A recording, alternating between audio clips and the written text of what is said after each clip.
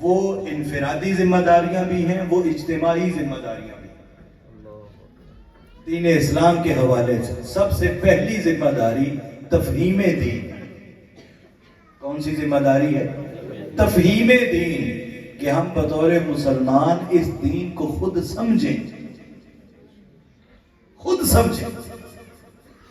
اب تفہیم کے حوالے سے، فہم کے حوالے سے، دین کو سمجھنے کے حوالے سے قرآن اور حدیث میں مختلف طرح کے الفاظ استعمال کیے اللہ رب العزت نے بھی اور تاجدار کائنات نے۔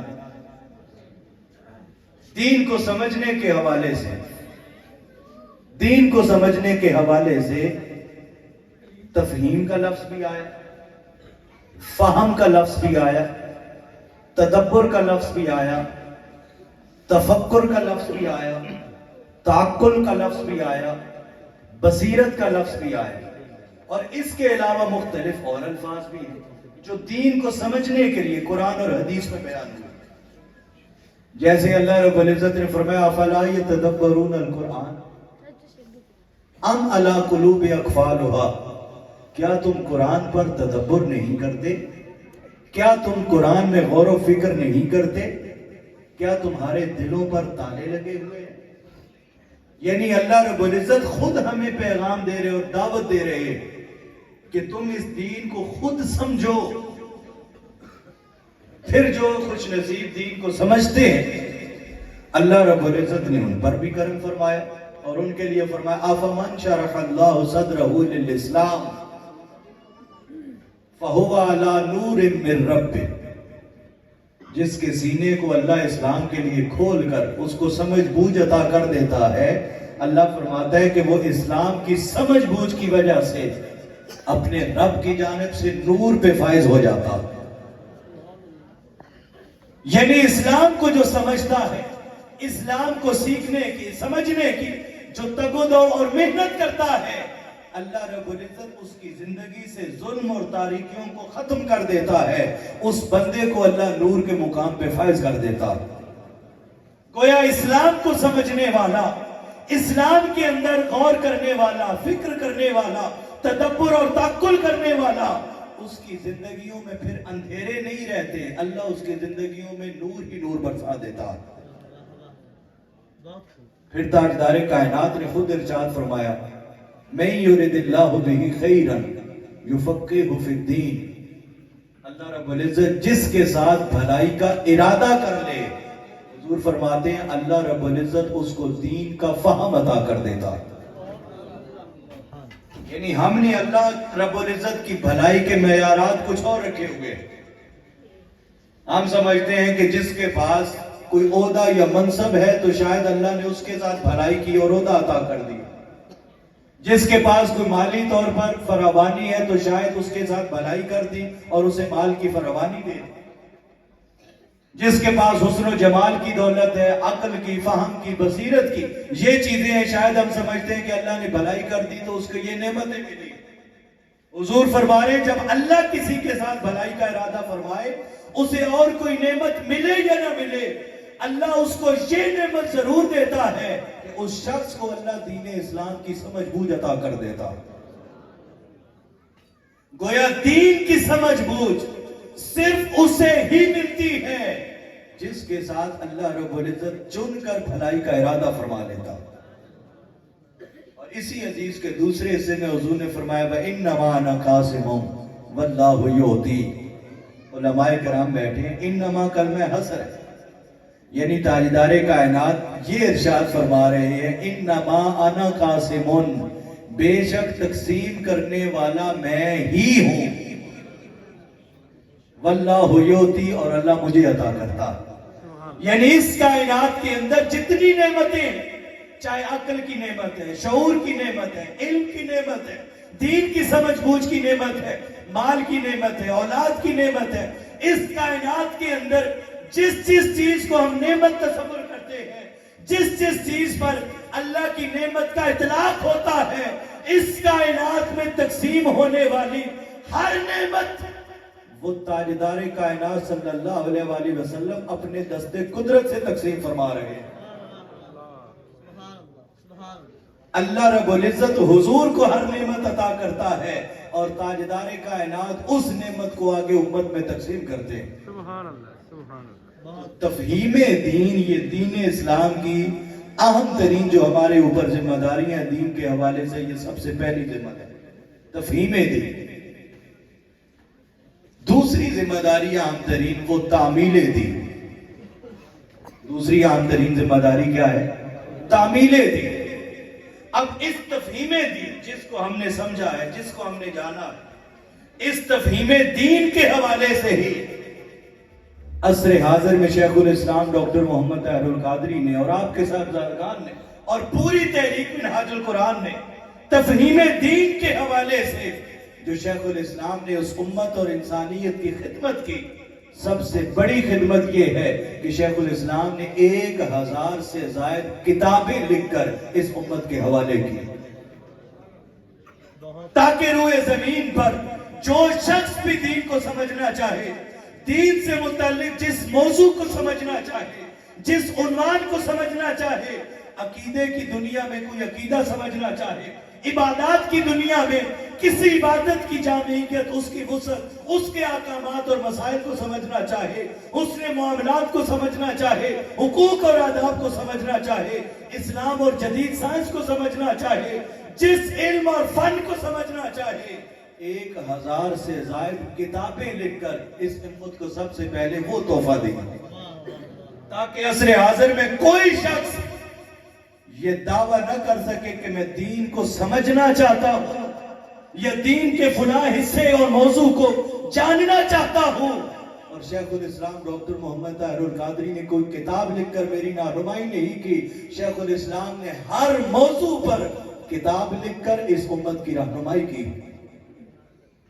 اگر قرآنیات کو دیکھیں تو قرآنی انسائکلوپیڈیا 8 جلدوں میں الگ، ترجمہ عرفان القرآن اردو میں الگ ہے، دا مینیفیسٹ قرآن انگلش زبان میں الگ ہے، اور 2 سال قبل آپ نے جو قرآن مجید کی عربی زبان میں 28 جلدوں پر مشتمل قرآن مجید کی تفسیر لکھ کر وہ بھی اس امت کی رہنمائی کی، اور اس کے علاوہ 50 مختلف کتابیں ہیں جو قرآن مجید کے مختلف موضوعات پر. احادیث مبارکہ کو دیکھیں تو المنہاج السوی ہے، ہدایت الامہ ہے، تقریباً 40 سے زائد جلدوں پر مشتمل انسائکلوپیڈیا آف حدیث، اور اس کے علاوہ 300 سے زائد موضوعات پر احادیث مبارکہ کی روشنی میں کتابیں لکھی ہوئی. حقوق و آداب پر کتابیں ہیں، اخلاقیات پر کتابیں ہیں، اسلام اور جدید سائنس پر کتابیں، ایک ایک موضوع پر کتاب. اور اسی طرح جہاں اتنی کتابیں لکھی، وہاں دوسری امت کی خدمت یہ کی ہے کہ 6800 موضوعات پر خطابات بھی کی.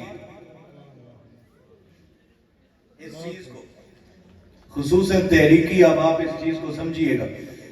جیسے رمضان المبارک کے دن ہے اور آج یہاں بھی 4تھی نشست ہے دروس عرفان القرآن کی، ایسے ہی ہے جیسے یہاں دیپال پور میں یہ 4تھی نشست ہے، ویسے اس سال رمضان المبارک میں آج بھی 65 مقامات پر پورے پاکستان میں اسی طرح درس ہو رہے ہیں.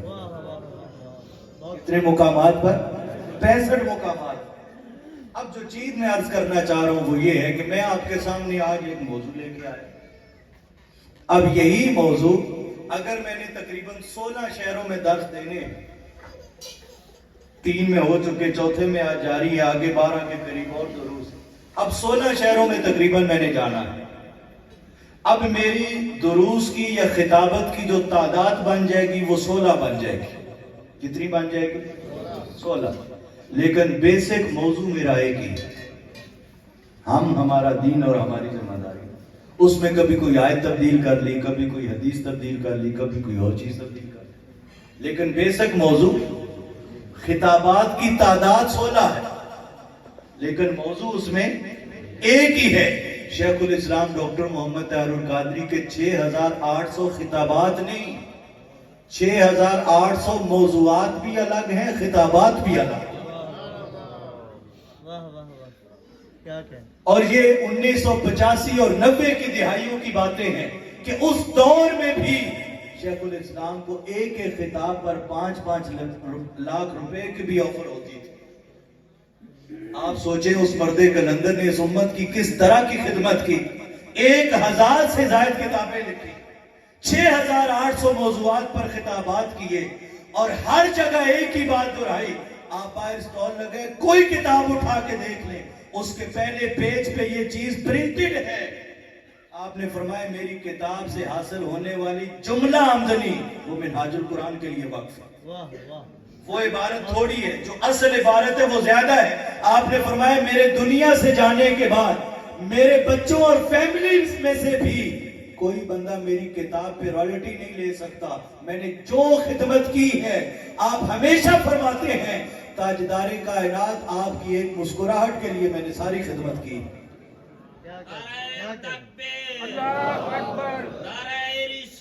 آپ ہمیشہ فرماتے ہیں کہ میرے آقا آپ خوش ہو جائیں، آپ مسکرا کے فرما دیں کہ میں طاہر القادری اور منہاج القرآن سے راضی ہوں۔ آپ فرماتے ہیں کہ آقا بس یہی میری نوکری ہے اور یہی میرا سرمایہ حیات ہے۔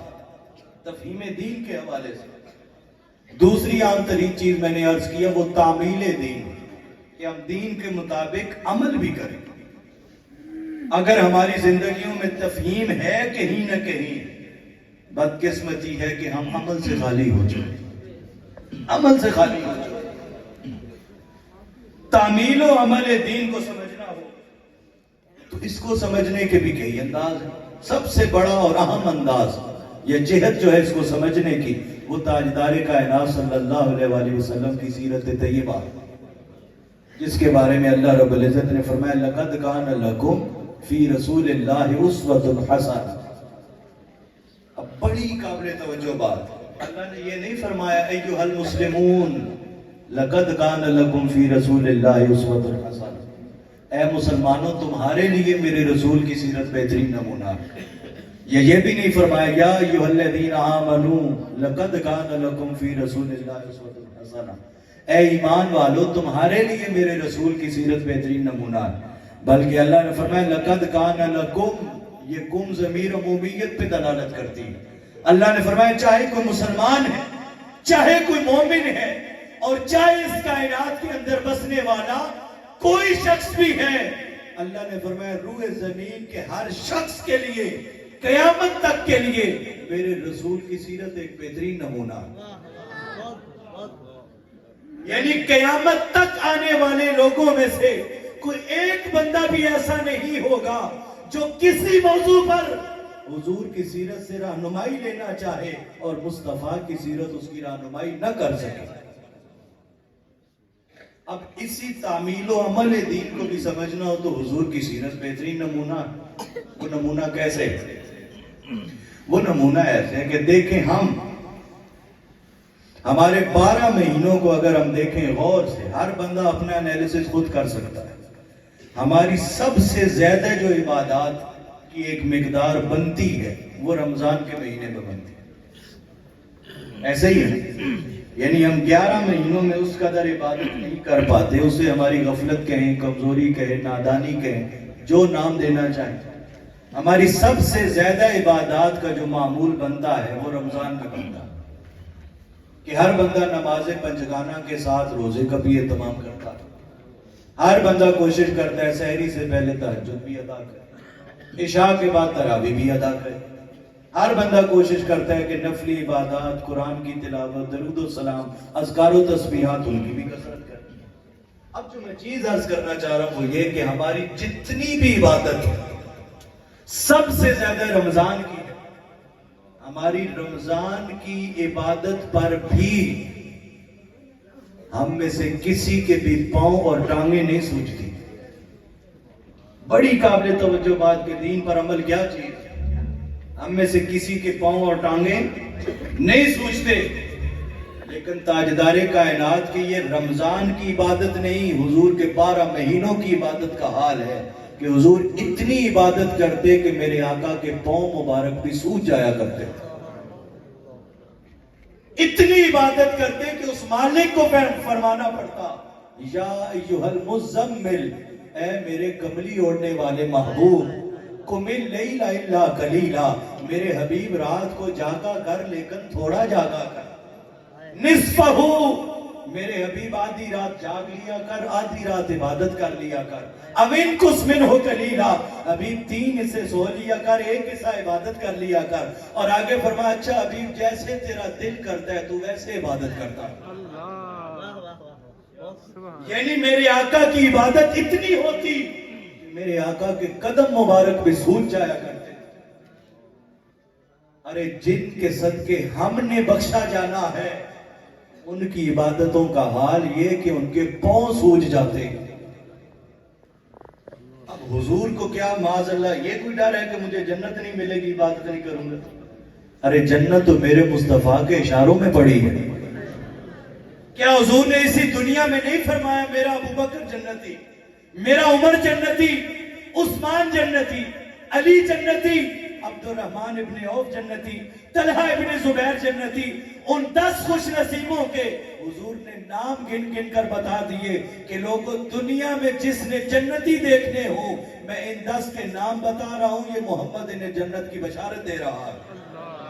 نعرہ تکبیر، نعرہ رسالت۔ وہ 10 مبشرہ حضور نے گن گن کر بتا دیے یہ جنتی ہیں، ادھر یہ جنتی ہے، اور ادھر فرمایا الحسن والحسین سیدہ شباب اہل الجنہ، کہ میرا حسن اور میرا حسین یہ جنتی جوانوں کے سردار ہیں۔ ادھر فرمایا کہ میری لخت جگر فاطمہ جو ہے وہ جنتی عورتوں کی جنت میں سردار ہے اور دنیا میں دنیاوی عورتوں کی سردار ہے۔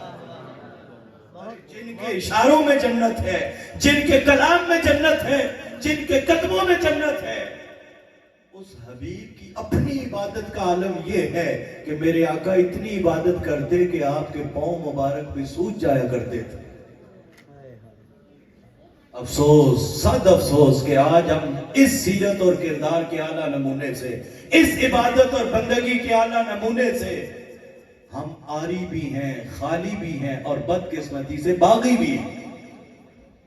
جس کو جواب شکوہ میں علامہ نے یوں بیان کیا کہ قلب میں سوز نہیں، روح میں احساس نہیں، قلب میں سوز نہیں، روح میں احساس نہیں، کچھ بھی پیغام محمد کا تمہیں پاس نہیں۔